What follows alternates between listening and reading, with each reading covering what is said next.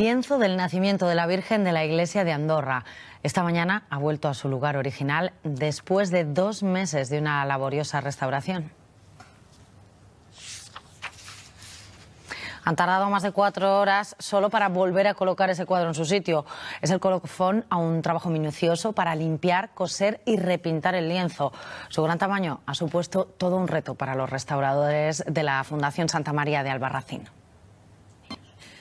Hubo que construir hasta el cilindro para trasladarlo. Se desmontó y se enrolló para llevarlo a los talleres de la Fundación. Allí los restauradores se encontraron con un lienzo más deteriorado de lo que creían. Estaba descosido, oxidado y sucio. Los parches que tenía también se han cambiado por otros más pequeños y discretos. Se ha llevado a cabo la limpieza química, se han eliminado los barnices que había oxidados y ya luego pues se ha estucado, se ha rellenado las lagunas y se ha reintegrado con la técnica del regatino, que son pues líneas de colores yuxtapuestas consiguiendo el color que deseas. Después de 2 meses vuelve a Andorra. En la propia iglesia se ha montado el bastidor que lo va a sujetar y el lino del marco. Es un lienzo del siglo XVII de gran valor que se salvó de la guerra.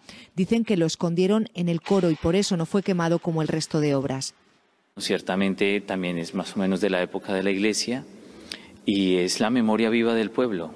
Realmente el nombre de la iglesia viene de este lienzo, que es el lienzo de la Natividad de la Virgen, es decir, María nace.